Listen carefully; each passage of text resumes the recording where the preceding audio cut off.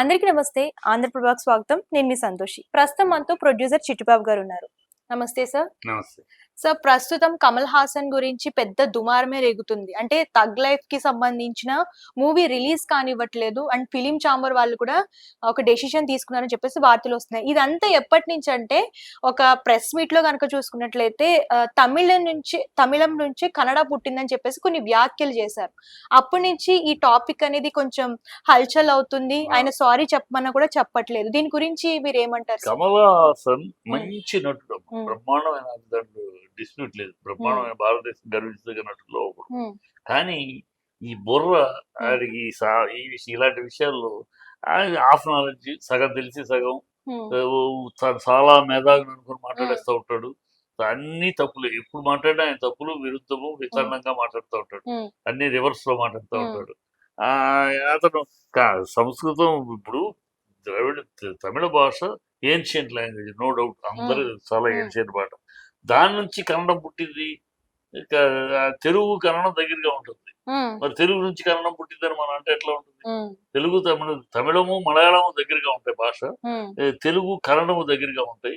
ఇంకా మరాఠీ ఆ స్పీడ్ గానీ, మరాఠీ భాష కూడా వింటా ఉంటాయి, స్పీడ్ గానీ, ఇంకోటి కానీ ఈ కానీ తెలుగు దగ్గర ఉంటుంది. సో ఈ ద్రవిడ భాష, ఈ దీనికి ఈయనకి తెలిసిన హాఫ్ నాలెడ్జ్ ఎక్కడో ఏదో చదువుతాడు. ఆయన రెండు కమ్యూనిస్ట్ భావాలతో ఏదో మాట చదువుతూ ఉంటాడు ఎక్కడో, ఏదో హాఫ్ నాలెడ్జ్ మ్యాటర్ చదివి దాన్ని పెద్ద మేధావిలాగా చెప్పేస్తూ ఉంటాడు. తమిళం నుంచి కన్నడం పుట్టడం ఏంటి? ఏం ఆధారాలు ఉన్నాయి తమిళం నుంచి కన్నడం పుట్టిందని చెప్పడానికి? ఏ ఆధారం ఉందని మాట్లాడతాడు? ఏదో గాలివాగుడు. అంతటి వాళ్ళు film chamber, Kannada film chamber hurt అయ్యారు. మా భాషని తక్కువ చేసి మాట్లాడారు, ఆ సినిమా ఆడకూడదు. ఆయన క్షమాపణ చెప్పాలి. అనవసరం, నీకెందుకు, నీకు అనవసరం. నీ ప్రొఫెషన్ సినిమా, నిన్ను ఆర్టిస్ట్ గా, నువ్వు మహానటుడుగా అందరూ గౌరవిస్తారు, అన్ని భాషల్లో గౌరవిస్తారు. అక్కడతో ఆగాలి. నీకు ఈ విషయాలు రాజకీయాల్లోనూ అందుకనే రాజకీయాలు చీపోమన్నారు. నేను రాజకీయాలు అంటే డిపాజిట్ కూడా పంపించారు. తిరిగి ఎందుకు పంపించారు? నువ్వు నటుడు అంతే. నీకు ఈ రాజకీయము, ప్రజలు, విషయాలు, ఈ చరిత్ర ఉన్న ఆ తప్పుడు చరిత్రని గొప్పగా చెప్పటం అని అలాగే ఉంటుంది అసలు మాట్లాడి. అతను ఎప్పటికప్పుడు కమల్ హాసన్ ఏది మాట్లాడినా ఏదో కాంట్రవర్సీ వస్తుంది. ఎందుకంటే సగం సగం మిడిమిడి జ్ఞానంతో మాట్లాడతాడు. మిడిమిడి జ్ఞానంతో మాట్లాడినట్టు కాకుండా మిడిమిడి జ్ఞానాన్ని చాలా పెద్ద మేధావిగా బాగా స్టడీ చేసినట్టు మాట్లాడతాడు. అక్కడే వస్తాయి. అంటే కర్ణాటక ఫిలిం ఛాంబర్ ఏమంటుంది అని అంటే, సారీ చెప్తే, అంటే క్షమాపణలు చెప్తే మేము సినిమా రిలీజ్ అవడానికి ఒప్పుకుంటామని చెప్పేసి అని అంటుంది. అంటే ఈ విషయంలో కూడా ఎందుకు సారీ చెప్పట్లేదు ఆయన? ఇప్పుడు రాష్ట్రంలో గతంలో కూడా కట్టప్ప విషయంలో కూడా అలాగే అన్నాడు. ఆయన మాట తప్పుడు మాట్లాడాడు. మాట్లాడితే అప్పుడు క్షమాపణ చెప్పాలి. అప్పుడు రాజమౌళి సినిమా, ఇంత పెద్ద సినిమా, అనవసరంగా నీ కాంట్రవర్సీ వల్ల, అప్పుడు ఆయన ఎలా కారణం గురించి తప్పుడు మాట్లాడితే వాడు బ్యాన్. అప్పుడు క్షమాపణ చెప్పాడు సత్యరాజ్. క్షమాపణ చెప్పినాక ఆ సినిమా రిలీజ్ అయింది కన్నడలో. అట్లా ఈయన సగ విషయాలుగా మాట్లాడటం కాకుండా నిజం చెప్పాలి. నేను ఒక అలవగ్గా ఒక టాపిక్ మీద చెప్పాను అంటే, నేను మాట్లాడిన తప్పు కాదు, నేను సారీ చెప్పనని అంటున్నారు ఆయన. మూర్ఖుడు అతను. అందుకే పోతుంది, నోరు వాచేసాడు. పోయేది ఎవడో ఆ ప్రొడ్యూసర్, అది తీసిన ప్రొడ్యూసర్ మండలిస్తాం, డైరెక్టర్, ప్రొడ్యూసర్ పోతారు. ఆయనకే ఉంది. ఈ వాగుళ్ళని స్టార్స్ అయిపోయినాక వీళ్ళు ఏమనుకుంటారంటే, అమ్మా ఒక స్టార్ అవగానే వాళ్ళకి అన్ని తెలుసు అనుకుంటారు.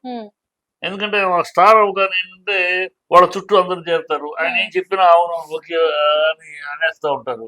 మన సినిమా ఫీల్డ్ లో పర్టికులర్ గా ఓ పొజిషన్ లో ఓ స్టార్ అయ్యాడంటే స్టార్ వెనక 100 మంది చేరిపోతారు. ఆయన ఏమన్నా ఎస్ అంటారు. ఆయన కాకి తెలుపు అన్నా సరే కమల్ హాసన్ గారు అన్నారు కానీ తెలుపు అయ్యి ఉండొచ్చు, ఇలా మాట్లాడతారు. ఇది వాళ్ళకి అలవాటు అయిపోతుంది జీవితంలో. భజన తోటి ఉంటూ వాళ్ళ కూటు వీళ్ళు ఏం మాట్లాడినా దానికి ఆహా ఊహు అని బ్యాచ్ తయారైపోతారు స్టార్ అయ్యేటప్పుడు. ఇక వాళ్ళు ఏమనుకుంటారు, వాళ్ళ మైండ్ లోకి ఏమొస్తే అది పెద్ద విజ్ఞత అనుకుంటారు, పెద్ద వాళ్ళకి ఉన్న విజ్ఞానం అనుకుంటారు. అది అందుకనే నాకు తెలిసి చెప్పారు. నాకు ఎన్ని జీవితంలో ఆయన ఎన్నో చెప్పడం తప్పుడు విషయాలు అయ్యి సారీ చెప్పడం జరిగింది. ఇప్పుడు సారి చెప్తారు తర్వాత, ఇప్పుడు కాదు, ముందే చెప్తారు పరువు తక్కువ కదా ఉమ్. అని. కొన్నాళ్ళు అందరూ అన్నాక అందరి అంటే కోసం హైకోర్టు, కర్ణాటక హైకోర్టును కూడా ఆశ్రయించారని చెప్పేసి వార్తలు కూడా వస్తున్నాయి సార్. అంటే ఏ విషయం మీద హైకోర్టు ఇదే ఆశ్రయించారు? సినిమా ఆపటం లేదు. బయ్యర్స్ కొన్నాళ్ళు ఉంటారు కదా, ఉమ్, కొన్నవాళ్ళు వాళ్ళు డబ్బులు ఇన్వెస్ట్ చేశారు. ఉమ్, నా సినిమా ఆపటానికి, సినిమా ఆపితే నేనేమైపోతారు, వాడు వెళ్ళే హక్కు ఉంది. ఉమ్, బట్ వెళ్ళే హక్కు ఉంటే ఈ మాట అనటం వల్ల అన్నప్పుడు అప్పుడు కోర్టే చెప్పుద్ది. ఉమ్, ఆ, కమల్ హాసన్ని బేషరతు ఉమ్, క్షమాపణ చెప్పండి, ఉమ్, ఒక భాషని ఒక జాతిని కించపరిచే ఇది మాట్లాడకూడదు, ఉమ్, అది తప్పు. ఫ్రీడమ్ ఆఫ్ స్పీచ్ అనేది ఉమ్, ఎంతవరకు ఎదుటి వాళ్ళ భావాల్ని భంగపరచడమో ఉమ్, ఇబ్బంది పెట్టడమో ఉమ్, పెట్టనంత వరకు నువ్వు మాట్లాడచ్చు. ఉమ్, ఎదుటి వాళ్ళని కించపరచడమో, ఎదుటి వాళ్ళు ఇబ్బంది కలిగే విధంగా మాట్లాడే స్వాతంత్రం నీకు లేదు. ఉమ్, వాక్ స్వాతంత్రం అనేది ఉంది, కానీ నెక్స్ట్ సెక్షనే ఉంది. వాక్ స్వాతంత్రం 19B తర్వాతే ఉంటుంది. ఉమ్, ఇతరుల మనోభావాలు దెబ్బతీసే విధంగా మాట్లాడటం వాక్ స్వాతంత్రం కాదు. ఉమ్, అంతవరకు ఇది ఇతరుల మనోభావాలు దెబ్బతీయటం. ఉమ్, నా భాష నా భాష నా భాష ఉమ్, సంస్కృతం నుంచి పుట్టిన భాష ఉమ్, అన్నాం అనుకో ఒక అర్థం. ఉమ్, సంస్కృతం నుంచి అన్ని భాషలకు మూలాలు ఉన్నాయి కనుక తమిళనాడుకి సంస్కృతం లేదు. ఉమ్, ఆ విషయంలో తమిళ్ గ్రేట్, దాన్ని ఉమ్, కాదంటే ఎవరు కాదు. తమిళ్ చాలా ప్రాచీనమైన భాష. అన్ని భాషల కన్నా ముందు భాష, దాని చరిత్ర ఎంతో ఉంది. ఉమ్, దాంట్లో ఒక్క దాంట్లోనే సంస్కృతం యొక్క ఇన్ఫ్లుయెన్స్ లేని భాష. ఉమ్, మిగతా అన్ని భాషల్లో సంస్కృతం ఇన్ఫ్లుయెన్స్ ఉంది ఉమ్, కనుక తమిళ నుంచి అది పుట్టింది అనేది పిచ్చి మాట.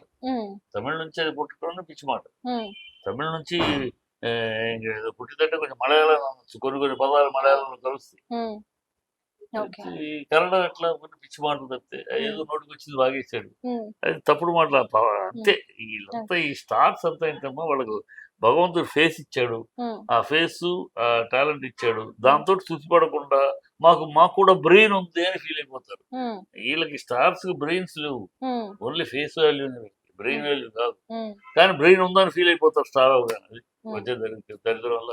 అంటే క్షమాపణ చెప్పకపోతే ఫిలిం ఛాంబర్ చెప్పినట్టే సినిమా ఆపేసే అవకాశాలు ఉన్నాయా సార్? ఉన్నాయమ్మా, ఉమ్, కోర్టుకు వెళ్ళాలి వాళ్ళు. ఉమ్, కోర్టుకు వెళ్తే కోర్టులో వీళ్ళు చెప్పే వాదన చెప్తారు కదా. ఉమ్, నా జాతిని అవమానించినాక అది ఎట్లా రిలీజ్ చేస్తాము, ఉమ్, ఆ సినిమాలో ఆ జాతిని విమర్శించే పాయింట్ లేదు ఉమ్, అని చెప్పుకోవాలి. ఉమ్, చెప్పుకున్నా హర్ట్ అయినా కనుక క్షమాపణ చెప్పని అడగచ్చు కోర్టు. ఉమ్, కోర్టు వీళ్ళ బేషరతు క్షమాపణ చెప్పండి, ఉమ్, ఒక ఒక ఒక ఒక వ్యక్తిని కాదు కానీ మీరు మొత్తం ఒక కర్ణాటక ఉమ్, మొత్తాన్ని అవమానించినట్టు. ఉమ్. సో అది చెప్పినంత వస్తుంది తొందరలో, అది క్షమాపణ చెప్పక తప్పదు కానీ